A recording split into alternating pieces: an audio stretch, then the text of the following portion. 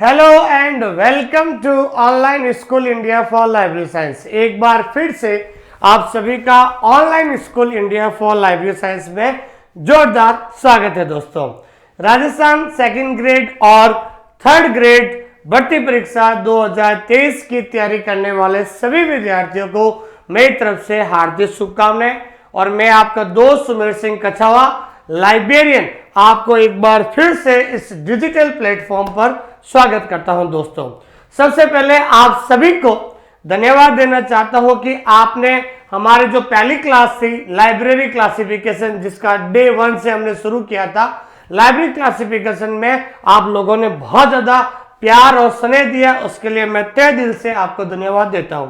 और इसी तरीके से आप मेरे साथ अपना प्यार और स्नेह बरकरार रखें ताकि आने वाले समय में इस YouTube चैनल और हमारे ऑनलाइन स्कूल इंडिया ऐप पर हम लाइब्रेरी साइंस के जो अंदर बहुत सारे जो नए जो टॉपिक है उनको बहुत ही इजी तरीके से मैं समझाने की कोशिश करूंगा ताकि आप जल्द आने वाली वैकेंसी में आपको सफलता मिले। दोस्तों, ठीक है दोस्तों, तो शुरुआत करते हैं इस क्लास को। आज क्लास का नाम है हमारा डिफरेंट टाइप्स ऑफ सब्जेक्ट, विषय, विभिन्न विषय के प्रकार। ये बहुत इंपॉर्टेंट टॉपिक है। और जैसा कि आपको पता है कि कई बार बच्चे मुझे पूछते हैं कि सर इस बार सिलेबस क्या रहेगा, तो मैं आज इस वीडियो में सिलेबस के बारे में भी बता देता हूं दोस्तों कि इसका सिलेबस क्या रहेगा। ठीक है ना। तो सिलेबस में शुरू करने से पहले आपको पता होना चाहिए कि जो पिछली बार राजस्थान थर्ड ग्रेड के अंदर जो वैकेंसी थी 460 पर, वो उसी का जो सिलेबस है वो सेम सिलेबस इस बार रहेगा। लेकिन पिछली बार आप लोगों ने भी और मैंने भी एक गलती की थी, जो सिलेबस दिया हुआ था हमने उसके हिसाब से पढ़ा था। लेकिन लाइब्रेरी साइंस में ध्यान रखना, सिलेबस से बाहर भी आ सकता है। बाहर का मतलब होता है जैसे लाइब्रेरी साइंस को पढ़ने के लिए अब आपको आज से 5 यूनिट कंप्लीट पढ़नी पड़ेगी, चाहे राजस्थान हो, चाहे बिहार हो, चाहे हरियाणा हो। कोई भी स्टेट का अगर आप एग्जाम देना चाहते हो और कोई भी स्टेट में लाइब्रेरियन बनना चाहते हो तो आपको 5 यूनिट आपको पढ़नी पड़ेगी। हालांकि जो पिछली बार जो सिलेबस है हालांकि वही रहेगा, तो 2022 में भी यही है और 2023 में भी यही रहेगा। और कई बार लोग पूछते हैं कि सिलेबस सेम रहेगा, चेंज होगा। सिलेबस तो सेम रहेगा, लेकिन इस बार अपन को पिछली वाली गलती नहीं करनी है। तो इस बार ध्यान रखना आपको दोस्तों कि आपका सिलेबस वैसा ही रहेगा। ठीक है दोस्तों, 2 पेपर होंगे, पहला होगा आपका जनरल पेपर और दूसरा होगा आपका लाइब्रेरी साइंस का।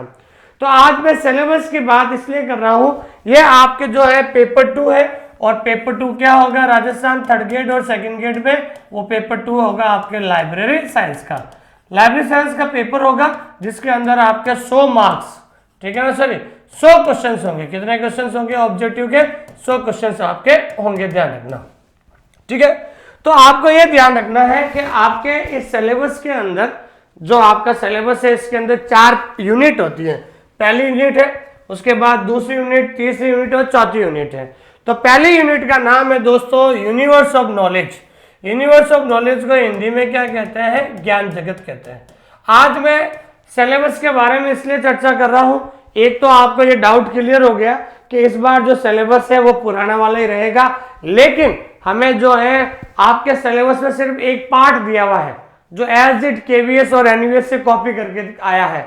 लेकिन इसके अलावा हमें फाउंडेशन ऑफ लाइब्रेरी साइंस भी पढ़ना होगा, इसके अलावा हमें मैनेजमेंट भी पढ़ना होगा, इसके अलावा रेफरेंस सर्विस, इसके अलावा कंप्यूटर, ये 5 पार्ट आपको पढ़ना है। ठीक है दोस्तों, हम 7 मार्च से आपके जो ये 5 पार्ट शुरू करने जा रहे हैं ताकि इस सिलेबस में सेकंड ग्रेड और थर्ड ग्रेड दोनों की तैयारी एक साथ हो जाएगी। तो अभी आपके पास टाइम है, अभी से आप शुरू कर दीजिए ताकि वैकेंसी आने से पहले अगर आपका कोर्स हो जाएगा तो वैकेंसी आने के बाद सिर्फ और सिर्फ आपको केवल रिवीजन और टेस्ट देना ही रहेगा। ठीक है, आज हम टॉपिक पढ़ने जा रहे हैं आपके पार्ट 1 का, ठीक है, जिसका नाम है डिफरेंट टाइप्स ऑफ सब्जेक्ट, विषय, विभिन्न विषय के प्रकार आज हम पढ़ने जा रहे हैं।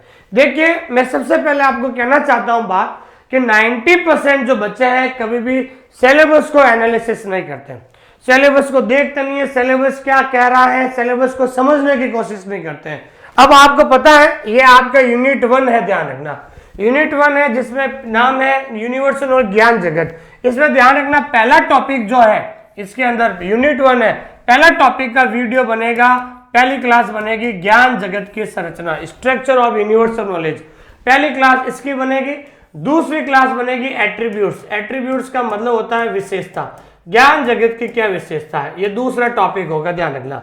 तीसरा सबसे इंपॉर्टेंट टॉपिक है mode of formation of subject, विषय निर्माण की विधियां, ध्यान रखना, विषय निर्माण की विधियां, ये सबसे इंपॉर्टेंट टॉपिक है यूनिट 1 का, ठीक है। उसके बाद चौथा टॉपिक जो आज हम पढ़ने जा रहे हैं, विषय के प्रकार, ये चौथा टॉपिक आज हम पढ़ने जा रहे हैं, विषय का प्रकार, ये चौथा टॉपिक हो गया, ये तीसरा।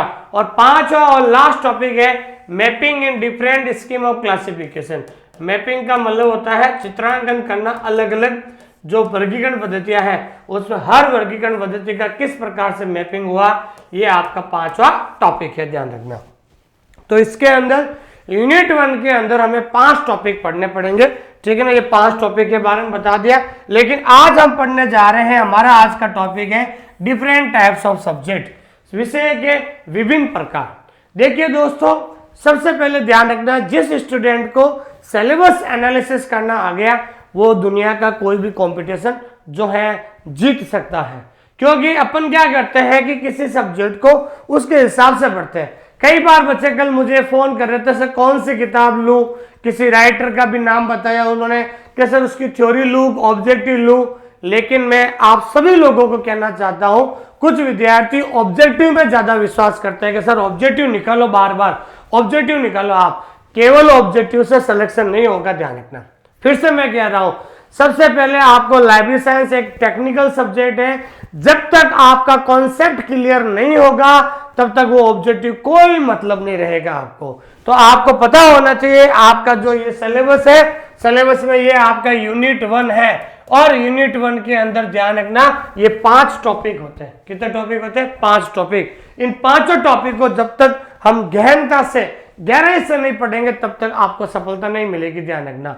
नहीं तो फिर लाइब्रेरी साइंस बहुत खतरनाक सब्जेक्ट है, आपको हमेशा एग्जाम तक कंफ्यूजन रहेगा और वो डाउट रहेंगे, उन डाउट को आप क्लियर नहीं कर पाओगे। इसलिए ध्यान रखना है, आप कंपटीशन की तैयारी शुरू कर दीजिए। आज सबसे पहले आपको मैं कहना चाहता हूं 5 रजिस्टर लेकर आ जाइए और पहला रजिस्टर डाल दीजिए आपका जो सिलेबस है। सबसे पहले जो आपका जो सिलेबस है उसके हिसाब से पहला यूनिट लगाइए, और पहले यूनिट में आपके जो 5 टॉपिक है, इन 5 टॉपिक का सबसे पहले एक एक कॉन्सेप्ट क्लियर कीजिए। जब आपका कॉन्सेप्ट क्लियर हो जाएगा उसके बाद आप इससे ऑब्जेक्टिव क्वेश्चन सॉल्व करेंगे, तब आपको ये सारी चीजें क्लियर हो जाएगी। तो आज हम टॉपिक पढ़ने जा रहे हैं, ठीक है ना भाई, आज हम टॉपिक पढ़ने जा रहे हैं डिफरेंट टाइप्स ऑफ सब्जेक्ट, ठीक है, विभिन्न विषयों के प्रकार। आज हम विषय के प्रकार पढ़ेंगे भाई इस ज्ञान जगत में, क्योंकि हमारा टॉपिक यूनिट 1 का नाम क्या है? यूनिवर्स ऑफ नॉलेज, ज्ञान जगत ही है। ज्ञान जगत के अंदर 5 टॉपिक होते हैं, जिसमें आज पहला टॉपिक हम पढ़ने जा रहे हैं डिफरेंट टाइप्स ऑफ सब्जेक्ट, विषय के प्रकार जो पढ़ने जा रहे हैं, ठीक है दोस्तों। आइए हम शुरुआत करते हैं इस टॉपिक की, लेकिन इस टॉपिक को शुरू करने से पहले मैं आप सभी लोगों से कहना चाहता हूं, एक अच्छा सा रजिस्टर ले लीजिए मेरे साथ साथ, और मेरे साथ पेन भी ले लीजिए, और यहां से आप लिखना शुरू कर दीजिए। आप जब जिंदगी में एक बार ही एक टॉपिक को लिखना है, ध्यान रखना, एक बार ही एक टॉपिक को लिखना। जब आपको सिस्टमेटिक ढंग से अगर आपके रजिस्टर में ये टॉपिक लिखा हुआ होगा तो एग्जाम के 1 महीने पहले उसको प्रॉपर तरीके से रिवीजन कर पाओगे, ठीक है ना। इसलिए आप पेन और रजिस्टर लीजिए, मेरे साथ एक बार लिखिए, इस टॉपिक को लिखिए। इस टॉपिक के बाद मैं इंपॉर्टेंट क्वेश्चन करवाऊंगा जो पुराने पेपर में भी आ चुके हैं इस टॉपिक से संबंधित। जब वो क्वेश्चन आप पूरा सॉल्व कर लोगे, क्वेश्चन को अच्छी तरीके से कर लोगे, आपको एक और ही कॉन्फिडेंस आएगा, और आप लास्ट तक मेरे साथ जुड़े रहिए, ठीक है ना, आपको सारी चीजें आपको पता चल जाएगी, ठीक है दोस्तों। तो आइए शुरुआत करते हैं। आज हमारे टॉपिक का नाम है डिफरेंट टाइप्स ऑफ सब्जेक्ट, विभिन्न विषय के प्रकार। विषय के प्रकार हम पढ़ने जा रहे हैं, लेकिन सबसे पहले हमें पता चलना चाहिए विषय होता क्या, सब्जेक्ट क्या है, ठीक है ना भाई। देखो, ज्ञान जगत हम पढ़ने जाते हैं तो उस समय सबसे पहले सबसे श्रेष्ठ जो प्राणी है पूरे वर्ल्ड में, किसको माना गया है भाई? मनुष्य को माना गया। क्यों माना गया है? क्योंकि मनुष्य का जब इस ब्रह्मांड में जन्म हुआ था, मनुष्य ने किसी चीजों के बारे में चिंतन करना शुरू किया था। चिंतन का मतलब होता है विचार करना शुरू किया था। तो सबसे पहले मनुष्य ने क्या किया भाई, विचार करना शुरू किया। ठीक है भाई, जब उसने हर एक चीज के बारे में सोचना शुरू किया, विचार करना शुरू किया, चिंतन करना शुरू किया, तो उसके अंदर किसकी उत्पत्ति हुई थी? उसके अंदर उत्पत्ति हुई थी ज्ञान की। किसकी उत्पत्ति हुई थी भाई? ज्ञान की उत्पत्ति हुई थी। ठीक है भाई, फिर उसके बाद ज्ञान का जो एक संगठित स्वरूप, धीरे धीरे जो ज्ञान जो है मनुष्य के दिमाग में जो है ज्यादा सोचने की वजह से या ज्यादा चिंतन करने की वजह से जो है उसे ज्ञान की प्राप्ति हुई। और ज्ञान की जब प्राप्ति हुई तो ज्ञान के बाद जो है किसका निर्माण हुआ था? विषय का निर्माण हुआ था। ठीक है दोस्तों, तो ये एक प्रोसेस है ज्ञान जगत के अंदर। सबसे पहले हमने विचार विमर्श शुरू किया, उसके बाद विचार से ज्ञान की प्राप्ति हुई और ज्ञान से किसका निर्माण हुआ था? विषय का निर्माण हुआ था। अब हम पढ़ने जा रहे हैं विषय की परिभाषा क्या है। परीक्षा के अंदर कई बार पूछी जाती है, ये चीज आपको ध्यान में रखना है। सबसे पहले हम बात करते हैं ज्ञान की परिभाषा, विषय की परिभाषा क्या कि ज्ञान का व्यवस्थित, ध्यान रखना, व्यवस्थित का मतलब होता है सिस्टमेटिक और संगठित स्वरूप। संगठित का मतलब होता है ऑर्गेनाइज्ड फॉर्म। क्या कहलाता है भाई? विषय कहलाता है। ध्यान रखना, सबसे पहले मनुष्य ने, क्योंकि सृष्टि में मनुष्य को सबसे सर्वश्रेष्ठ प्राणी माना जाता है, मनुष्य ने सबसे पहले चिंतन और विचार किया, विचार से क्या बना? ज्ञान, और ज्ञान से क्या बना भाई? विषय बना था। तो ज्ञान का व्यवस्थित और संगठित स्वरूप क्या कहलाता है? विषय कहलाता है। एक परिभाषा ये हो गई। दूसरा है ज्ञान के किसी अंश का समान व असमान श्रेणियों में, ठीक है ना भाई, ज्ञान के किसी अंश का समान व असमान श्रेणियों में क्रमबद्ध एवं तर्क संगत व्यवस्थापन क्या कहलाता है भाई? विषय कहलाता है। तो कहने का मतलब सिंपल सी परिभाषा यही है कि ज्ञान का संगठित और व्यवस्थित स्वरूप हमेशा क्या कहलाता है? सब्जेक्ट कहलाता है। ठीक है, आगे फिर और बात करते हैं। एक और परिभाषा है कि विषय क्या होता है कि एक सामान्य व्यक्ति की समझ में आ सकने वाले विचारों की सुसंगत संरचना को क्या कहा जाता है भाई? तो विषय होता क्या? विषय अगर हम सिंपल भाषा में अगर हम बात करते हैं तो विषय क्या है कि एक सामान्य जो व्यक्ति होती है, सामान्य जो व्यक्ति होता है कि सामान्य व्यक्ति की समझ में आ सकने वाला विचारों का सुसंगत संरचना होता है। अगर एक सामान्य व्यक्ति अगर किसी चीज के बारे में पढ़ता है और उसको सिंपली या साधारण रूप से उसको समझ में आने लगती है तो वो क्या हो गया? विषय हो गया। जैसे आप लाइब्रेरी साइंस पढ़ रहे हो, ठीक है, जो चीजें मैं आपको समझा रहा हूँ या आप किताबों से पढ़ रहे हो, अगर वो चीजें आपको समझ में आ रही हैं तो इसका मतलब वो क्या हो गया भाई? वो विषय कहलाता है। क्या कहलाता है भाई? विषय कहलाता है। ठीक है, और सबसे इंपॉर्टेंट है भाई, ये परिभाषा कई बार एग्जाम के अंदर पूछी जाती है कि रंगनाथन के अनुसार जो है विषय की परिभाषा क्या है। तो रंगनाथन के अनुसार ध्यान रखना है, विषय विचारों का एक संगठित और सुव्यवस्थित समूह है। ध्यान रखना, तो सवाल आ सकता है कई बार, किसके अनुसार जो है विषय विचारों का एक संगठित और सुव्यवस्थित समूह होता है? तो रंगनाथन ने क्या कहा था? सब्जेक्ट क्या होता है? विचारों का एक संगठित और सुव्यवस्थित समूह होता है, ये रंगनाथन ने कहा था। ठीक है ना, इस परिभाषा का आप जरूर ध्यान देना आपको।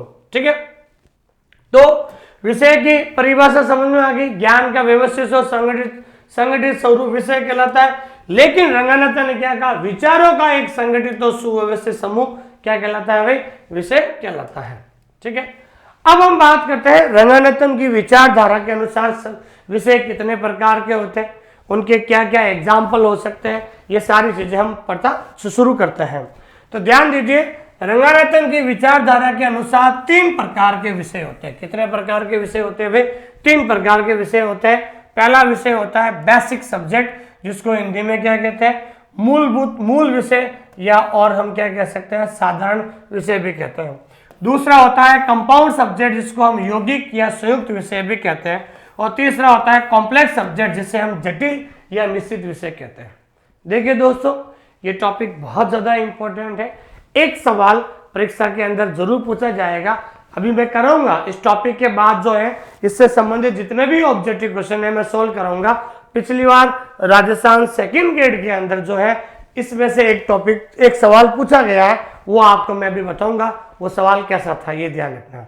तो पहला सवाल तो यही बनता है कि विषय की परिभाषा क्या है, कि विषय की सिंपल सी परिभाषा है कि ज्ञान का सुव्यवस्थित और संगठित स्वरूप क्या कहलाता है, विषय कहलाता है।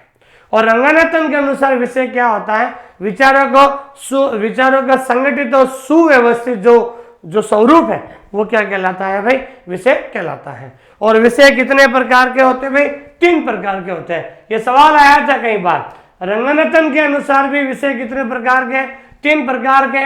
और सारा सवाल बन जाए आपको कि ज्ञान जगत में विषय कितने प्रकार के होते हैं, तो ज्ञान जगत में भी विषय कितने प्रकार के होते हैं, 3 प्रकार के ही होते हैं। क्योंकि हम ज्ञान जगत टॉपिक पढ़ रहे हैं, यूनिवर्स ऑफ नॉलेज पढ़ रहे हैं, तो यूनिवर्स ऑफ नॉलेज का ही टॉपिक है ये डिफरेंट टाइप्स ऑफ सब्जेक्ट। तो यूनिवर्स ऑफ नॉलेज में भी विषय कितने प्रकार के होते हैं, 3 प्रकार के होते हैं। ये सवाल कहीं ना पुराने कंपटीशन एग्जाम में आया था, तो मैंने तो सबको पता था, मैंने भी पढ़ रखा था विषय 3 प्रकार के होते हैं रंगनाथन के अनुसार, और भी सारी चीजें कहीं पढ़ी है। लेकिन वह सवाल घुमा के दे दिया कि ज्ञान जगत में विषय कितने प्रकार के होते हैं। मैंने कहा ज्ञान जगत में विषय कितने प्रकार के होते हैं, तो आपको वहां पर कंफ्यूज नहीं होना है। यूनिवर्स ऑफ नॉलेज में भी सब्जेक्ट कितने प्रकार के होते हैं, 3 प्रकार के। पहला हो गया BS बेसिक सब्जेक्ट, दूसरा हो गया CS कंपाउंड सब्जेक्ट, और तीसरा हो गया CS कॉम्प्लेक्स सब्जेक्ट। और एक विद्यार्थियों, मैं आपको कहना चाहता हूं, जहां तक हो सके देखो, कंपाउंड को यौगिक भी कहते हैं और संयुक्त विषय भी कहते हैं, कॉम्प्लेक्स को जटिल भी कहते हैं, मिश्रित विषय कहते हैं। तो जहां तक हो सके कुछ वर्ड को आप इंग्लिश में याद करने की कोशिश कीजिए। किसमें याद करने की कोशिश कीजिए, इंग्लिश में याद करने की कोशिश कीजिए, ताकि आपको वहां यौगिक और संयुक्त विषय में कंफ्यूजन नहीं हो। तो इसलिए सिंपल सा बेसिक, कंपाउंड और कॉम्प्लेक्स सब्जेक्ट आपका होगा। ठीक है, अब आइए हम एक एक जो सब्जेक्ट के जो प्रकार है, सब्जेक्ट के जो टाइप है, उनके बारे में हम चर्चा करते हैं, ताकि आपको किसी प्रकार की कोई प्रॉब्लम नहीं हो। तो सबसे पहले हम बात करते हैं बेसिक सब्जेक्ट। अब बेसिक सब्जेक्ट क्या होता है, जिसको हम हिंदी में मूल विषय या मूलभूत विषय भी कहते हैं।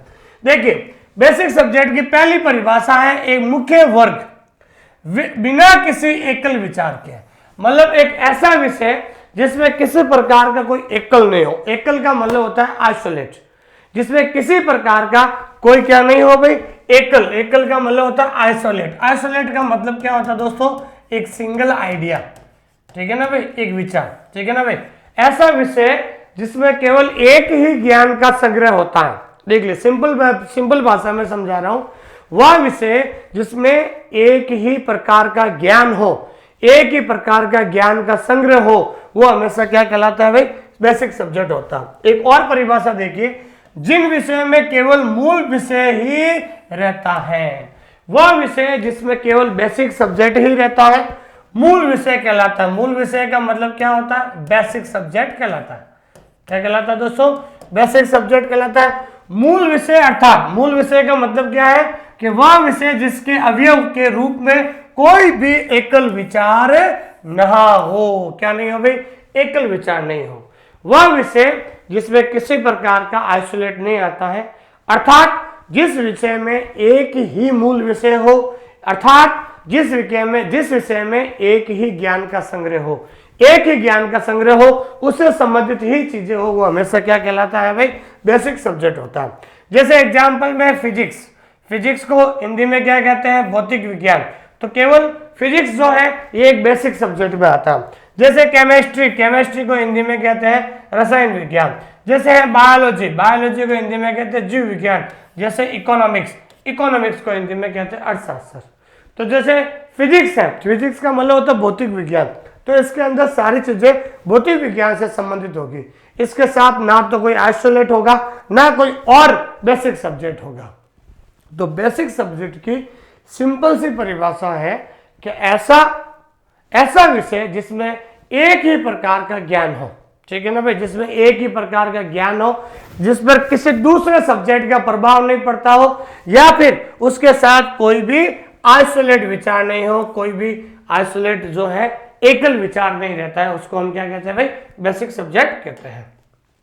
ठीक है, अब हम बात करते हैं, एक नई चीज आपको पढ़ाने जा रहा हूं कि बेसिक सब्जेक्ट के भी प्रकार होते हैं। ध्यान रखना, हमने बेसिक सब्जेक्ट पढ़ लिया, अब बेसिक सब्जेक्ट कितने प्रकार के होते हैं, तो ध्यान दीजिए, बेसिक सब्जेक्ट भी 2 प्रकार के होते हैं।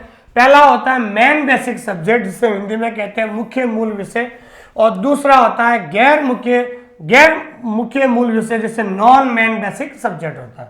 तो सवाल परीक्षा में अगर पूछा जाए बेसिक सब्जेक्ट कितने प्रकार के होते हैं, तो बेसिक सब्जेक्ट दो प्रकार के होते हैं दोस्तों, मेन बेसिक सब्जेक्ट और दूसरा होता है नॉन मेन बेसिक सब्जेक्ट होता है। ठीक है, अब हम वापस पढ़ने जा रहे हैं कि भाई देखिए सब्जेक्ट तीन प्रकार के होते हैं, बेसिक, कंपाउंड और कॉम्प्लेक्स। लेकिन बेसिक सब्जेक्ट दो प्रकार के हो गए, मेन बेसिक सब्जेक्ट और नॉन बेसिक सब्जेक्ट हो गए। अब हम वापस पढ़ने जा रहे हैं भाई मेन बेसिक सब्जेक्ट। ठीक है ना भाई, तो मेन बेसिक सब्जेक्ट के भी बहुत सारे अलग अलग प्रकार होते हैं। तो मेन बेसिक सब्जेक्ट के कितने प्रकार हो गए, 5 प्रकार हो गए। कितने हो गए भाई, 5 प्रकार। ठीक है ना भाई, 5 प्रकार के मेन बेसिक सब्जेक्ट होते हैं। तो ये क्या है, मुख्य विषय को पुनः निम्नलिखित प्रकारों में विभाजित किया जा सकता है। तो मेन बेसिक जो सब्जेक्ट है वो 5 प्रकार के होते हैं। पहला होता है परंपरागत। कौन सा होता है भाई, परंपरागत सब्जेक्ट होता है। परंपरागत का मतलब ये होता है दोस्तों, जो परंपरागत रूप से सब्जेक्ट आ रहे हैं, जैसे मान लीजिए फिजिक्स। ठीक है ना भाई, ये फिजिक्स जो होता है बहुत लंबे समय से परंपरागत रूप से चल रहा है। जैसे मान लीजिए केमिस्ट्री, ठीक है ना भाई, केमिस्ट्री हो गया, मैथ्स हो गया, ये बहुत परंपरागत रूप से चलते आ रहे हैं। ठीक है ना भाई, 50 साल से पहले से चले आ रहे हैं, 100 साल से पहले से चले आ रहे हैं, 200 साल से पहले जा रहे हैं। तो ये फिजिक्स है, केमिस्ट्री है, मैथमेटिक्स है, ये क्या होते हैं दोस्तों, ट्रेडिशनल सब्जेक्ट होते हैं, परंपरागत सब्जेक्ट होते हैं, ध्यान रखना। अब दूसरा होता है अपरंपरागत विषय, तो सॉरी अपरंपरागत सब्जेक्ट, अपरंपरागत विषय। अपरंपरागत का मतलब होता है जो विषय नव उत्पन्न का मतलब होता है न्यू क्रिएटिव, जो विषय बिल्कुल नए जो है उत्पन्न होते हैं, ध्यान रखना, जो विषय नए उत्पन्न हुए हैं। जैसे मान लीजिए, जिसमें हम उदाहरण देते हैं लाइब्रेरी साइंस। क्या है भाई, लाइब्रेरी साइंस।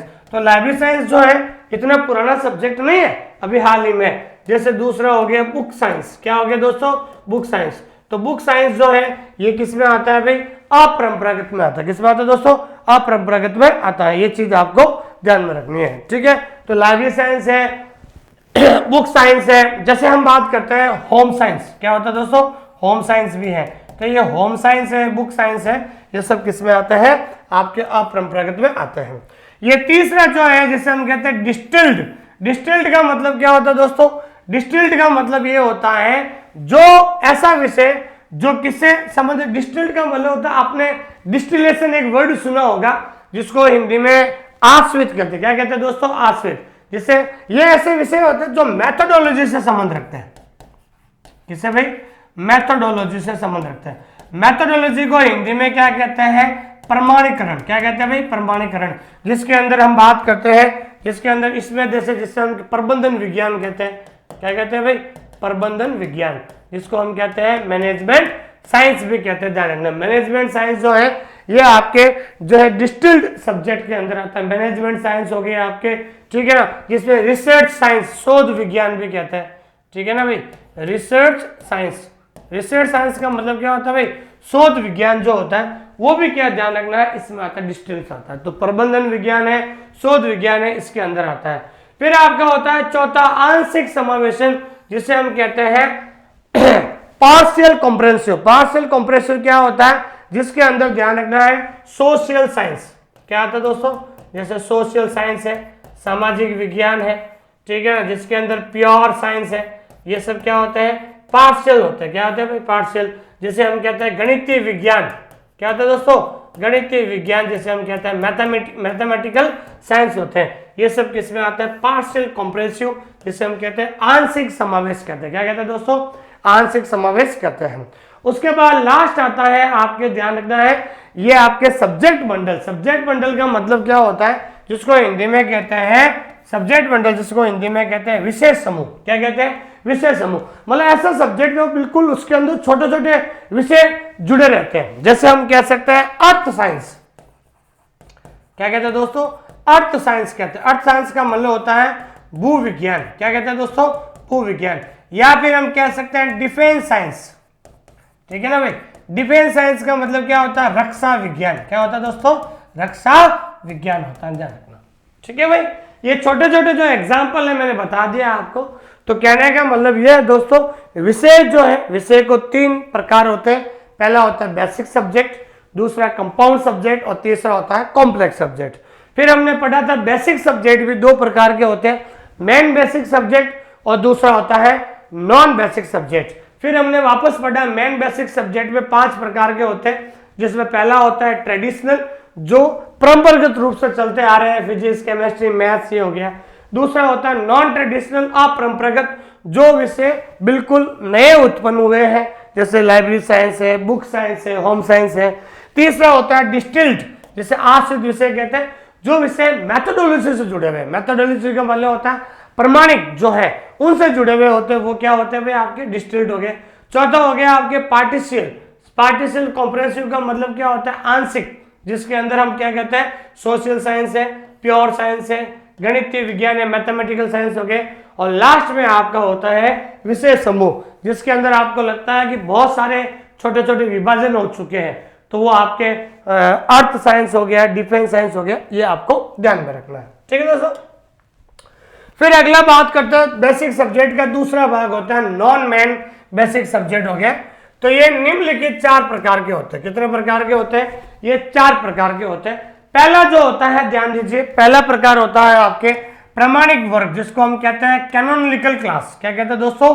कैनोनिकल क्लास कहते हैं। दूसरा होता है स्पेशल कॉन्स्टिट्यूएंट्स। तीसरा होता है प्रणाली घटक, सिस्टम कॉन्स्टिट्यूएंट्स। और चौथा है पर्यावरणिक एनवायरमेंटल बेसिक सब्जेक्ट होते हैं। तो नॉन मेन बेसिक सब्जेक्ट होते हैं, जो कितने प्रकार के होते हैं दोस्तों? 4 प्रकार के होते हैं। और जैसे प्रमाणिक के अंदर हम बात करते हैं, तो प्रमाणिक के अंदर क्या होता है कि जो मेन मुख्य जो विषय होता है, ध्यान रखना, तो जो मेन सब्जेक्ट होता है, मेन मुख्य के विभाजन से बनता है। वो हमेशा क्या होता है भाई? मुख्य विषय के विभाजन से बनता है। जैसे मान लीजिए हम बात करते हैं गणित, तो गणित के अंदर ध्यान रखना हम बात करते हैं अंगगणित। गणित को अगर हम बांटते हैं, विभाजित करते हैं, तो क्या बनता है? एक तो अगणित बनता है और दूसरा आपने पढ़ा होगा बीज गणित। क्या होता है दोस्तों? बीज गणित हो गया। तो हमेशा एक चीज ध्यान रखना, वह विषय जो मुख्य वर्ग के विभाजन से उत्पन्न होता है, मैं समझिए, आप मेरी परिभाषा को समझिए आप, वह विषय जो एक क्या होता है मुख्य विषय के विभाजन से उत्पन्न होता है। तो मुख्य विषय क्या हो गया? गणित हो गया, तो गणित से अंक गणित हो गया, बीज गणित हो गया। तो ये ध्यान रखना आपका ये कैनोनिकल क्लास होगा। जैसे हम कहते हैं रसायन विज्ञान, ठीक है ना भाई, रसायन विज्ञान। तो रसायन विज्ञान के अंदर क्या होता है? एक तो होता है कार्बनिक रसायन होता है, और दूसरा जो होता है आपके अकार्बनिक रसायन होता है। क्या होता है भाई? अकार्बनिक रसायन होता है। तो ध्यान रखना आपको, वह विषय जो एक मुख्य विषय के विभाजन से मिलते हैं। तो ध्यान रखना, रसायन विज्ञान से कार्बनिक और अकार्बनिक हो गया। ये क्या हो गया? पहला कैनोनिकल क्लास हो गया, जिसे हम हिंदी में कहते हैं प्रमाणिक वर्ग। क्या कहते हैं दोस्तों? प्रमाणिक वर्ग कहते हैं। ये चीज आपको ध्यान में रखनी है। दूसरा होता है विशिष्ट घटक। विशिष्ट घटक के अंदर इसका एक एग्जाम्पल होता है, जिसे हम कहते हैं ड्राई फार्मिंग। ठीक है ना भाई, ये स्पेशल होता है। ड्राई फार्मिंग का मतलब होता है निर्जल खेती। क्या होता है दोस्तों? निर्जल खेती, जो बिल्कुल स्पेशल होता है। ड्राई फार्मिंग होती है, जिसको हम हिंदी में कहते हैं निर्जल कृषि कह सकते हैं, या निर्जल खेती भी कह सकते हैं। ये जो है विशिष्ट घटक होता है, इसके अंदर ये आता है। तीसरा जो होता है दोस्तों आपका प्रणाली घटक। प्रणाली घटक के अंदर क्या होता है? जिसके अंदर हम सिस्टम कॉन्स्टिट्यूएंट्स का, जिसमें होम्योपैथिक, ध्यान रखना, होम्योपैथिक चिकित्सा शास्त्र, ध्यान रखना, इसमें आता है आपके होम्योपैथिक चिकित्सा शास्त्र आता है, ध्यान रखना। तो ध्यान रखना, होम्योपैथिक चिकित्सा शास्त्र जो है किसमें आता है आपके? ये ध्यान रखना आपको सिस्टम कॉन्स्टिट्यूट में आता है। प्रणाली घटक के अंदर होम्योपैथिक चिकित्सा शास्त्र है, या फिर हम कई बार जो है पढ़ते हैं ना पूंजीवादी अर्थव्यवस्था। ठीक है ना भाई, ये तो पूंजीवादी अर्थव्यवस्था जो होती है, ये जो विषय होता है पूंजीवादी अर्थव्यवस्था, ये भी किसमें आता है? ये सिस्टम कॉन्स्टिट्यूट में आता है। और चौथा होता है आपके पर्यावरणिक मूल विषय। पर्यावरणिक मूल विषय का मतलब क्या होता है? एक तो ध्यान रखना, पर्यावरणिक मूल विषय का मतलब होता है रेगिस्तानी वनस्पति। रेगिस्तानी वनस्पति कह सकते हैं, रेगिस्तानी वनस्पति हो गया, या दूसरा हम कह सकते हैं समुद्री वनस्पति। क्या हो गया भाई? समुद्री वनस्पति हो गया, ध्यान रखना। क्या हो गया? समुद्री वनस्पति। तो एक छोटे छोटे जो एग्जाम्पल थे मैंने बता दिए, ताकि आपको वैसे इतना डीप नहीं पूछा जाता, आपको बस इतना ही ध्यान रखना है कि बेसिक सब्जेक्ट दो प्रकार के होते हैं, मेन बेसिक सब्जेक्ट और नॉन बेसिक सब्जेक्ट, ठीक है। और मेन बेसिक सब्जेक्ट में ये 5 प्रकार के होते हैं, मैंने बता दिया आपको एग्जांपल। और नॉन बेसिक सब्जेक्ट कितने प्रकार के होते हैं? 4 प्रकार के होते हैं। ये मैंने आपको दो एग्जांपल बता देता कि आपको पता चले कि इसमें क्या होता है, ठीक है दोस्तों, ये चीज ध्यान रखना। अब हम बात करते हैं दूसरा, कंपाउंड सब्जेक्ट। कंपाउंड सब्जेक्ट को हिंदी में क्या कहते हैं दोस्तों? संयुक्त या यौगिक विषय। इस क्लास को लास्ट तक देखना, आपको ध्यान रखना। लास्ट में इस क्लास में हम क्या करेंगे? ऑब्जेक्टिव क्वेश्चन सॉल्व करेंगे, आपको पता चल जाएगा कितना याद हुआ या नहीं हुआ है, ठीक है। अब कंपाउंड सब्जेक्ट क्या होता है? देखो, बेसिक सब्जेक्ट में क्या होता है कि वह विषय जिसमें एक ही प्रकार का ज्ञान होता है, वह विषय जिसमें कह सकते हैं एक ही मूल विषय होता है, वह विषय जिस पर किसी दूसरे आइसोलेट का प्रभाव नहीं पड़ता है, वो बेसिक सब्जेक्ट हो गया। अब हम बात करते हैं कंपाउंड सब्जेक्ट। इसमें क्या होता है दोस्तों कि एक या एक से अधिक एकलों के साथ एक मूल विषय, ठीक है ना भाई। इसमें क्या होता है? बेसिक सब्जेक्ट तो होगा, लेकिन बेसिक सब्जेक्ट के साथ कोई ना कोई क्या होना चाहिए भाई? आइसोलेट होना चाहिए। तो इसमें ध्यान रखना है आपको। तो बेसिक सब्जेक्ट तो होगा, लेकिन बेसिक सब्जेक्ट के साथ क्या होगा? आपका आइसोलेट होगा। क्या होना चाहिए? आइसोलेट होना चाहिए। अगर केवल मूलभूत विषय है तो वो बेसिक सब्जेक्ट होगा, लेकिन बेसिक सब्जेक्ट के साथ क्या होना चाहिए? आइसोलेट होना बहुत ज्यादा जरूरी है। तो बेसिक सब्जेक्ट के साथ जब आइसोलेट होगा तो वो क्या होगा भाई? आपके कंपाउंड सब्जेक्ट होगा। एक और परिभाषा समझ लीजिए सिंपल भाषा में, जिन विषयों में मूल विषय के साथ साथ एक अथवा एक से अधिक एकल विचार होते हैं, ध्यान रखना, यही बात कर रहा हूं। मूल विषय के साथ, मूल विषय का मतलब क्या हो गया दोस्तों? बेसिक सब्जेक्ट, ठीक है। बेसिक सब्जेक्ट के साथ क्या होना चाहिए? एक या एक से अधिक एकल विचार। एकल विचार का मतलब यह क्या हो गया? आइसोलेट। क्या हो गया दोस्तों? आइसोलेट। अब कई बार लोग पूछते सर आइसोलेट क्या होता है, एकल विचार क्या होता है? देखो, आइसोलेट का मतलब होता है an idea which can go with A basic subject. एक ऐसा आइडिया जो हमेशा बेसिक सब्जेक्ट के साथ चलता रहता है, वो हमेशा क्या होता है दोस्तों? कंपाउंड सब्जेक्ट होगा। ये चीज ध्यान रखना। When a basic subject combines with an isolate idea, एक बेसिक सब्जेक्ट जो हमेशा एक आइसोलेट के साथ चलता है। देखिए, अभी तक हमने 2 पढ़े।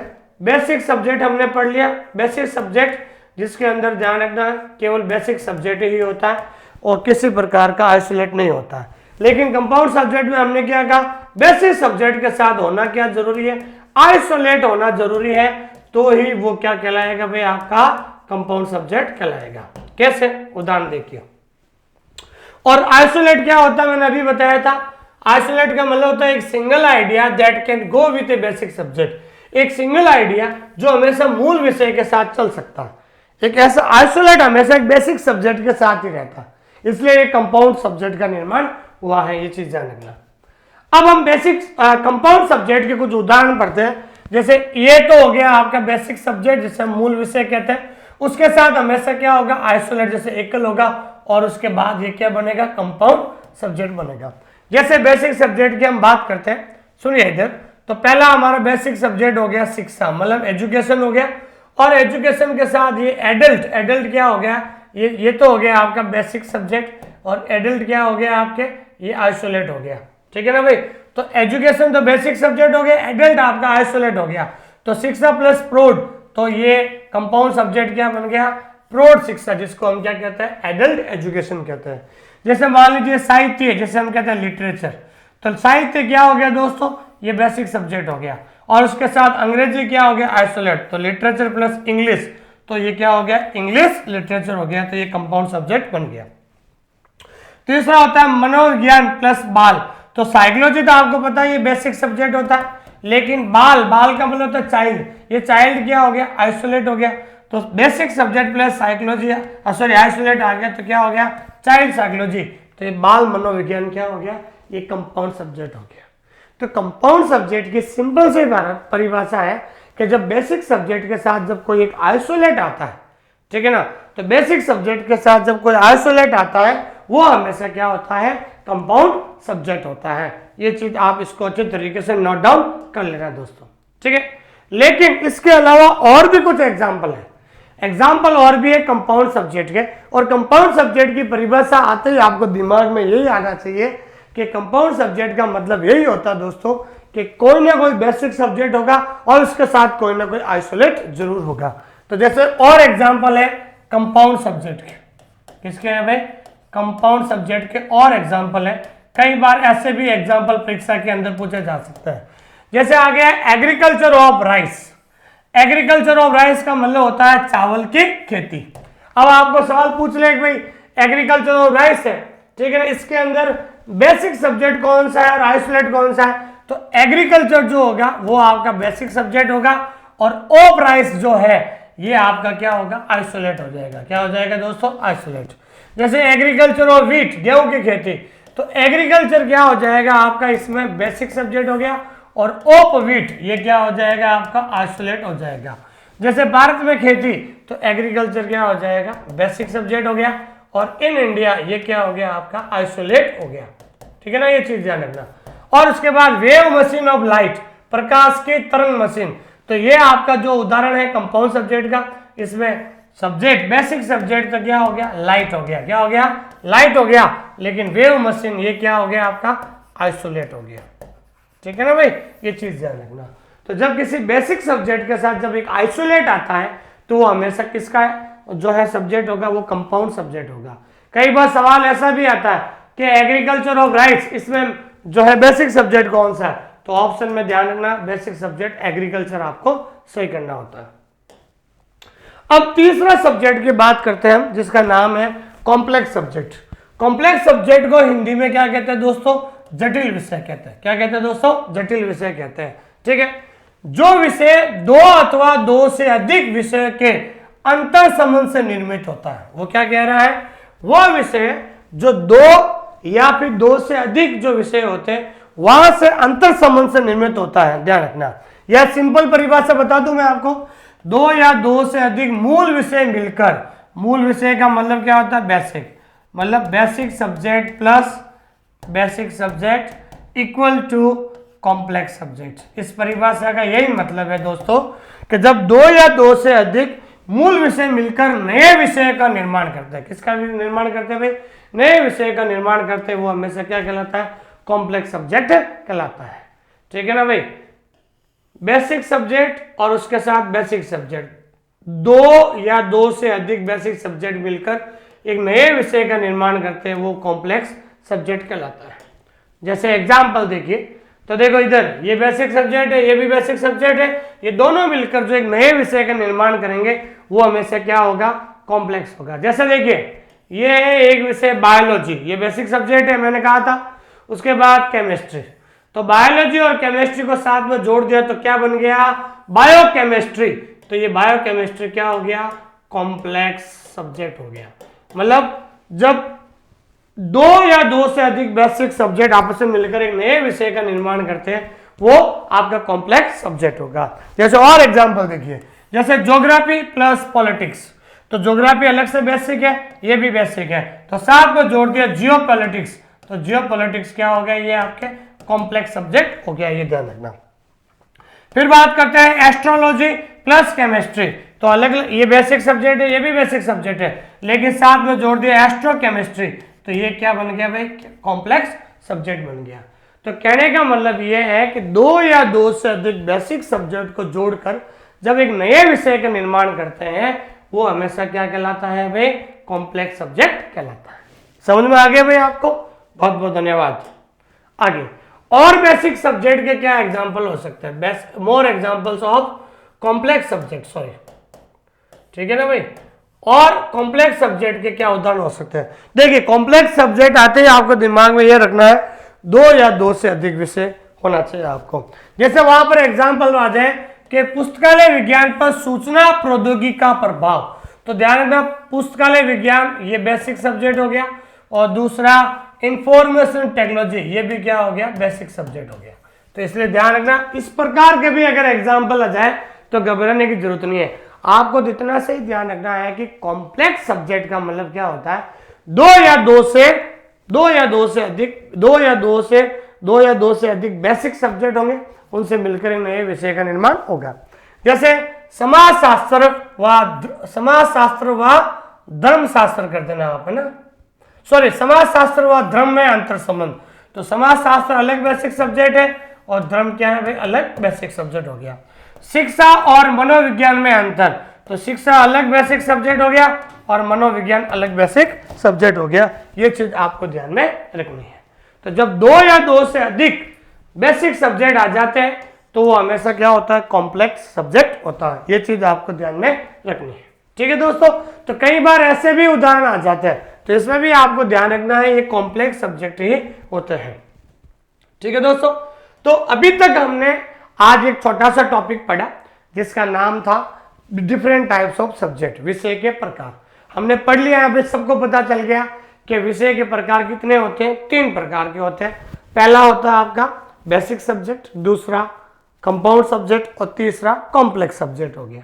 ठीक है दोस्तों, अब बेसिक सब्जेक्ट क्या होता है, बेसिक सब्जेक्ट की सीधी सी परिभाषा होती है कि वह विषय जिसमें एक ही प्रकार का ज्ञान होता है, या वह विषय जिसमें एक ही प्रकार का ज्ञान का संग्रह होता है, या वह विषय जिस पर वह बेसिक सब्जेक्ट जिस पर दूसरे विषय का प्रभाव नहीं पड़ता है, या फिर वह विषय जिसके साथ कोई प्रकार का आइसोलेट नहीं आता, एकल नहीं आता है, तो वो हमेशा बेसिक सब्जेक्ट होगा।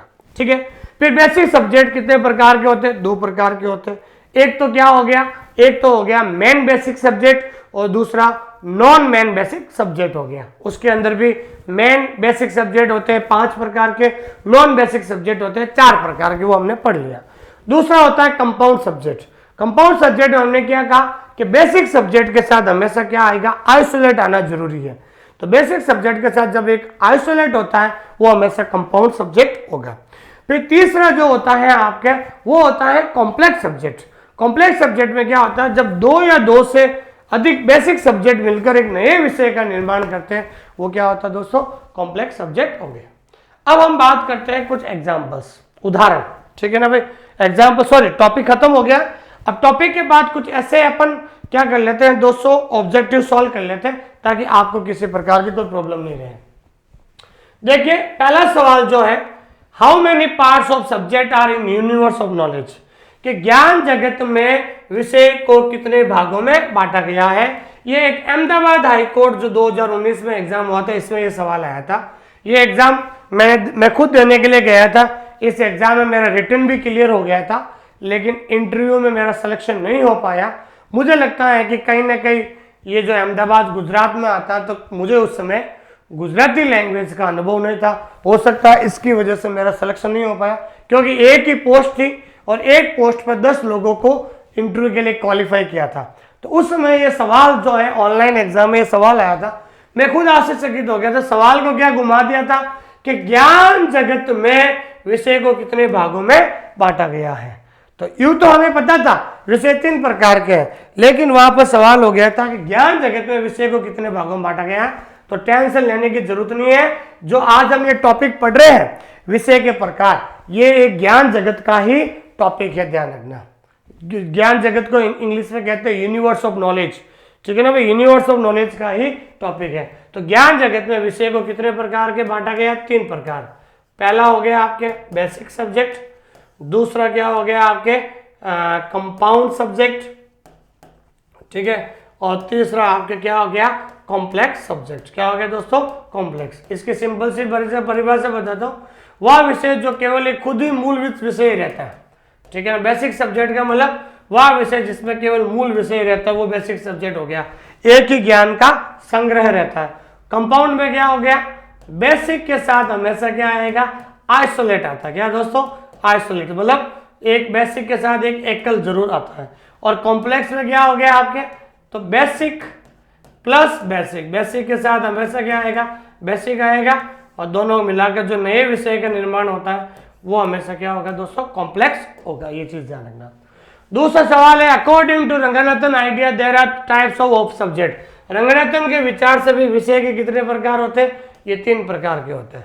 और यूं भी पूछे विषय के कितने प्रकार होते हैं, 3 है। ज्ञान जगत में भी विषय के प्रकार कितने, 3 होते हैं। Which of the following is not a type of subject, निम्नलिखित में से कौन सा एक विषय का प्रकार नहीं है। ये है, ये है, ये है। ये डायनेमिक जो है ये विषय का प्रकार नहीं होते, क्योंकि विषय के प्रकार 3 ही होते हैं। अगला क्वेश्चन है, subject in which only the basic subject remains are called. जिन विषयों में केवल मूलभूत विषय ही रहता है, मैंने बताया था, वह विषय जिसमें केवल मूल विषय ही रहता है, वह विषय जिसमें एक ही प्रकार का ज्ञान होता है, वह विषय जिस पर आइसोलेट नहीं आता है या दूसरे विषय का प्रभाव नहीं पड़ता है, इसका मतलब जिसमें मूल विषय रहता है वो हमेशा क्या कहलाता है भाई, बेसिक सब्जेक्ट कहलाता है। क्या कहलाता है दोस्तों, बेसिक सब्जेक्ट कहलाता है। अगला क्वेश्चन है, सब्जेक्ट विच हैव वन और मोर सिंगल आइडिया, जिसे हम कहते हैं isolate, along with the basic subject are called, जिन विषयों में मूलभूत विषय के साथ साथ एक अथवा एक से अधिक एकल विचार हो। मतलब बेसिक सब्जेक्ट के साथ हमेशा क्या होगा, आइसोलेट हो, तो वो हमेशा क्या कहलाता है दोस्तों, कंपाउंड सब्जेक्ट कहलाता है। क्या कहलाता है दोस्तों, कंपाउंड सब्जेक्ट कहलाता है। अगला क्वेश्चन है, the subject which is formed from the relationship of two or more basic subject, वह विषय जो दो या दो से अधिक बेसिक सब्जेक्ट के अंतर संबंध से निर्मित हो। जो विषय दो या दो से अधिक मूल विषय के अंतर संबंध से निर्मित हो, तो दो बेसिक सब्जेक्ट, ये basic subject plus basic subject, तो दो या दो से अधिक मूल विषय के अंतर संबंध से निर्मित हो, वो हमेशा क्या कहलाता है भाई, कॉम्प्लेक्स सब्जेक्ट कहलाता है। क्या कहलाता है, कॉम्प्लेक्स सब्जेक्ट कहलाता है। अगला क्वेश्चन है, बायोलॉजी कम्स अंडर, जीव विज्ञान किस विषय के अंतर्गत आता है। तो ये बायोलॉजी क्या है भाई, एक बेसिक सब्जेक्ट है, तो मूल विषय होता है, तो ये बायोलॉजी है, फिजिक्स है, केमिस्ट्री है, ये सब हमेशा बेसिक सब्जेक्ट के अंदर आते हैं। ठीक है दोस्तों, फिर हम बात करते हैं एग्रीकल्चर फॉर राइस। तो एग्रीकल्चर फॉर राइस, ये जो है एग्रीकल्चर फॉर राइस, ये किस विषय के अंदर आता है। तो एग्रीकल्चर तो बेसिक सब्जेक्ट हो गया, फॉर राइस क्या हो गया, तो ये तो हो गया बेसिक सब्जेक्ट, और फॉर राइस क्या हो गया, आइसोलेट हो गया, एकल हो गया, तो इसका मतलब ये क्या हो गया, ये आपका कंपाउंड सब्जेक्ट हो गया। क्या हो गया दोस्तों, कंपाउंड सब्जेक्ट हो गया। ठीक है, what is the basic subject in agriculture of wheat, के एग्रीकल्चर ऑफ व्हीट जो ये है, ये आपका जो है, इसके अंदर मूल विषय क्या है। जो ये एग्रीकल्चर ऑफ व्हीट है, इसमें मूल विषय कौन सा है, तो इसमें मूल विषय कौन सा है भाई, एग्रीकल्चर है, और ये जो चीज होती है ये साथ में क्या है, आइसोलेट है, ध्यान रखना। तो मूल विषय पूछा है, ये कह रहा है कि एग्रीकल्चर ऑफ व्हीट में बेसिक सब्जेक्ट क्या है, तो बेसिक सब्जेक्ट क्या है दोस्तों, एग्रीकल्चर होगा। फिर हम बात करते हैं बायोकेमिस्ट्री। तो बायोकेमिस्ट्री किसका उदाहरण है, तो आपको पता है बायोकेमिस्ट्री को तोड़ते हैं अपन, तो क्या बनता है, biology plus chemistry, biology plus chemistry. तो बायो ये भी बेसिक सब्जेक्ट है, ये भी बेसिक सब्जेक्ट है।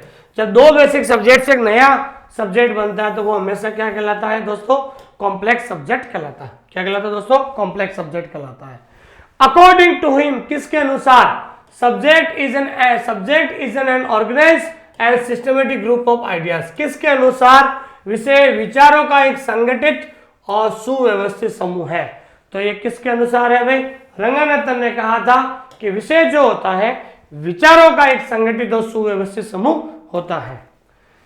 ये अगला क्वेश्चन है कि ज्ञान के किसी अंश का समान व असमान श्रेणियों में क्रमबद्ध तर्क संगत व्यवस्थापन क्या कहलाता है। ज्ञान की बात करें तो ज्ञान का जो भी समान या असमान जो श्रेणी होती है उसके व्यवस्थापन को हम क्या कहते हैं दोस्तों, सब्जेक्ट कहते हैं। क्या कहते हैं दोस्तों, सब्जेक्ट कहते हैं। ये सबसे पहले मैंने विषय की परिभाषा लिखाई थी आपको। अगला क्वेश्चन है, ये देखिए राजस्थान सेकंड ग्रेड की वैकेंसी में ये सवाल आया था 2020 में, जो 12 पोस्टों की वैकेंसी आई थी उसमें ये सवाल आया था कि when an idea gets organised and systematised in the form of a body of an idea is formed, जब एक विचार संगठित और व्यवस्थित हो जाता है, जब एक विचार क्या हो जाता है, संगठित हो जाता है और व्यवस्थित हो जाता है, तो वो क्या बन जाता है, तो वो बन जाता है भाई विषय बन जाता है। क्या बन जाता है भाई, विषय बन जाता है। जब एक विचार पूर्ण रूप से संगठित या व्यवस्थित हो जाता है तो वो क्या बन जाता है दोस्तों, विषय बन जाता है। ये आरपीसी सेकंड ग्रेड के अंदर आया था। ये सवाल कब आया था, आरपीसी सेकंड ग्रेड के अंदर आया था। ये चीज आपको ध्यान में रखना है, ठीक है दोस्तों। तो सबसे इंपॉर्टेंट बात अब मैं ये करना चाहता हूं आपसे, आप जो भी इस क्लास को देख रहे हैं सबसे पहले हमारे इस क्लास को लाइक कीजिए। आप सबसे पहले इस क्लास को लाइक कीजिए, कमेंट कीजिए और सबसे पहले अपने दोस्तों के साथ शेयर भी कीजिए, क्योंकि दोस्तों ये चीज ध्यान रखना है कि जब तक ये इस क्लास के बारे में आपको, जैसे आज टॉपिक मैंने पढ़ाया है, टाइप्स ऑफ सब्जेक्ट, विषय के प्रकार। उम्मीद करता हूं आपको बहुत अच्छा लगा होगा। कमेंट जरूर कीजिए, क्योंकि आपके जो कमेंट है मुझे हमेशा मोटिवेट करते हैं। और मैं आपको एक बात बताना चाहता हूं कि पुस्तकालय विज्ञान के इतिहास में इस बार हम कुछ नया करने जा रहे हैं। सबसे पहले बात बता रहा हूं कि हम 7 तारीख से, ध्यान दीजिए आप, 7 मार्च से जो हम एक राजस्थान, बिहार और हरियाणा, ध्यान रखना, राजस्थान और बिहार और हरियाणा, ध्यान रखना, राजस्थान, बिहार और हरियाणा का कोर्स शुरू करने जा रहे हैं। बिल्कुल न्यू अपडेटेड कोर्स होगा, ध्यान रखना। क्या होगा भाई? न्यू अपडेटेड कोर्स होगा। बिल्कुल नया कोर्स हम लॉन्च करने जा रहे हैं, ताकि आपको एक एक चीज, नई नई चीजें आपको देखने को मिलेगी। ठीक है ना भाई? नया, बिल्कुल नया कोर्स शुरू होगा। कोई भी एक भी टॉपिक पुराना नहीं होगा, बिल्कुल नया अपडेटेड कोर्स होगा। और हम 7 मार्च से शुरू करेंगे, तो 7 अप्रैल 7 मई, मतलब आपको ध्यान दीजिए 2 महीने के अंदर इसको कोर्स को पूरा करा लेंगे। और 15 मई को राजस्थान का जो है नोटिफिकेशन आने वाला है। ठीक है ना भाई? तो इस बार ऐसा कर रहे हैं कि आपका ऑनलाइन फॉर्म भरने शुरू होगा, उससे पहले हम कंप्लीट आपको कोर्स पूरा करवा देंगे दोस्तों। और एक तो ये तो बात होगी। दूसरी बात ध्यान रखना, इस बार हम सबसे इंपॉर्टेंट चीज करने जा रहे हैं। अब जैसे मान लीजिए हम आपको, ध्यान रखना, 5 पार्ट पढ़ाएंगे। कितने पार्ट पढ़ा रहे हैं? 5 भाग पढ़ा रहे हैं आपको, ध्यान रखना। इस बार पहली बार ऐसा हो रहा है पुस्तकालय विज्ञान के इतिहास में कि सेकंड ग्रेड और थर्ड ग्रेड दोनों का साथ में मैं सिलेबस करवा रहा हूं। ठीक है, इसलिए ध्यान रखना, अगर आपको लाइब्रेरियन बनना है तो 5 पार्ट पढ़ने होंगे। पहला जो पार्ट है वो है आपके फाउंडेशन ऑफ लाइब्रेरी साइंस। दूसरा जो है नॉलेज ऑर्गेनाइजेशन, जो आपके अभी पुराने सिलेबस के अंदर है। तो ध्यान रखना, पुराने सिलेबस के अंदर ध्यान रखना केवल यही टॉपिक है, यही भाग है, ध्यान रखना, जिसके अंदर अपन 4 यूनिट पढ़ रहे हैं। ठीक है ना? जिसमें आज हमने यूनिट 1 पढ़ा था, यूनिट 1 का पहला टॉपिक पढ़ा था। तीसरा टॉपिक हमने बेसिक के रूप में अपन को ये मैनेजमेंट भी पढ़ना पड़ेगा। और चौथा टॉपिक हमने इंफॉर्मेशन और reference source, information source and reference source, ध्यान रखना। ठीक है? और 5 जो अपना होता है कंप्यूटर या ऑटोमेशन, जिसे कहते हैं कंप्यूटर या ऑटोमेशन। अगर आपको लाइब्रेरियन थर्ड ग्रेड बनना है तो आपको ये लाइब्रेरी साइंस के 5 पार्ट आपको पढ़ने होंगे। इसलिए मैं फिर से कह रहा हूं, 5 रजिस्टर लेकर आ जाइए मार्केट से, और आज से अभी से आप नोट्स बनाना शुरू कर दो। क्योंकि जहां तक मुझे लगता है सफलता के 3 ही आधार है, ध्यान रखना। अगर आपको लाइब्रेरियन बनना है तो सफलता के 3 आधार है। पहला है आपको नोट्स बनाइए, नोट्स बनाने के बाद आपको उसका रिवीजन कीजिए, और रिवीजन करने के बाद आपको क्या करना है भाई? टेस्ट देना। क्या करना है भाई? टेस्ट देना है, ध्यान रखना। सफलता के 3 आधार है। और पुस्तकालय विज्ञान के इतिहास में हम पहली बार ऐसा करने जा रहे हैं, जैसे आज आपने जो है, आपने पार्ट 1, पार्ट 2 शुरू कर रहे हैं, अभी पार्ट 2 पढ़ा हमने। तो पार्ट 2 पे हमने आपने टॉपिक पढ़ा था टाइप्स ऑफ सब्जेक्ट, विषय के प्रकार पढ़ा। तो हमारे ऐप के अंदर ऐसा सुविधा कर दी हमने, जैसे ही आप ऐप के अंदर जाओगे तो ये जो टॉपिक है, ये आपका टॉपिक है। इस टॉपिक का सबसे पहले आपको क्या मिलेगा दोस्तों? वीडियो मिलेगा। क्या मिलेगा आपको? वीडियो। जो ये क्लास में पढ़ा रहा हूं हर टॉपिक का मिलेगा, ध्यान रखना, वीडियो मिलेगा। उसी वीडियो के नीचे क्या मिलेगी आपको? पीडीएफ मिलेगी। और उसी पीडीएफ के नीचे ध्यान रखना, जो भी ये क्वेश्चंस मैंने अभी इसके पीछे करवाए हैं, इसका ऑनलाइन टेस्ट सीरीज मिलेगा। इसका क्या मिलेगा? टेस्ट सीरीज मिलेगा, ध्यान रखना, टेस्ट सीरीज मिलेगा। तो सबसे पहले आपको क्या करना है? पीडीएफ से नोट्स बनाने। ठीक है भाई? नोट्स बनाने के बाद मेरा वीडियो देखना है, और वीडियो देखते ही आपको समझ में आ जाएगा। पहले पीडीएफ से नोट्स बनाओगे, तो नोट्स बनाओगे तो आपको 20% याद हो जाएगा। फिर आप वीडियो देखोगे तो आपको 60% याद हो जाएगा। 20 और 60 कितने हो गए? 80%। और जब रिवीजन करने के बाद जब आप टेस्ट सीरीज दोगे बिना देखा देख, तो आपको 100% टॉपिक क्लियर हो जाएगा। कितने परसेंट भाई? 100% टॉपिक क्लियर हो जाएगा। पुस्तकालय विज्ञान के इतिहास में पहली बार मैं करने जा रहा हूं। और सबसे बड़ी बात है, बिल्कुल नया कोर्स। ऑनलाइन स्कूल इंडिया के अलावा कोई भी नया कोर्स नहीं कराने वाला है, क्योंकि मैं ये चीज मैं सिर्फ आप लोगों के लिए कर रहा हूं, ध्यान रखना। मैं आप लोगों के लिए नया अपडेटेड कोर्स करा रहा हूं, इसके अलावा कोई नहीं करा सकता है। एक एक चीज इस तरीके से हम करा रहे हैं। 7 तारीख को हम शुरू करने वाले हैं। और तीसरी बात, हम इस बार जो टेस्ट सीरीज है, ध्यान रखना, इस बार जो टेस्ट सीरीज है, टेस्ट सीरीज 3 प्रकार की होगी, ध्यान रखना। कितने प्रकार की टेस्ट सीरीज होगी? 3 प्रकार की टेस्ट सीरीज होगी। पहला तो क्या होगा? Topic wise test series. जैसे आज मैंने टॉपिक वाइज टेस्ट सीरीज। जैसे आज मैंने पढ़ाया आपको विषय के प्रकार, तो ये टॉपिक वीडियो के नीचे पीडीएफ के नीचे टेस्ट सीरीज होगी। इस बार एक तो ध्यान रखना है टॉपिक वाइज टेस्ट सीरीज होगी, उसके बाद होगा आपका part wise test series.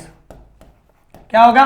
Part wise. जैसे आप ये सेकंड पार्ट पढ़ रहे हैं नॉलेज ऑर्गेनाइजेशन, तो दूसरा जो होगा आपके पार्ट वाइज टेस्ट सीरीज, और तीसरा जो है एग्जाम से 1 महीना पहला मेगा टेस्ट का आयोजन होगा। मेगा टेस्ट मतलब वो आपके अधीनस्थ जो बोर्ड बनाएगा, आरएसएसएम एसएसबी जो बोर्ड पेपर बनाता है, उस लेवल का जो आपका क्या होगा? मेगा टेस्ट होगा।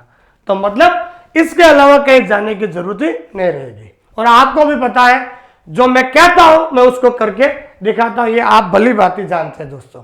ठीक है दोस्तों, ये क्लास कैसे लगी है आप जरूर इसको दिए, और 7 मार्च से बिल्कुल नया सिलेबस आपको लेकर आ रहे हैं। डेली जो है आपको मेरे साथ नोट्स बनाना है ताकि आपको हर एक चीज क्लियर हो जाए। देखो दोस्तों, मैं आपको कभी गलत जो है जो सलाह नहीं दूंगा, ठीक है ना। नोट्स तो आपको बनाने पड़ेंगे, अगर नोट्स बनाकर आप नहीं पढ़ोगे तो आपका सिलेक्शन नहीं होगा, क्योंकि एग्जाम से 1 महीना पहले वो नोट्स ही आपके काम आएंगे।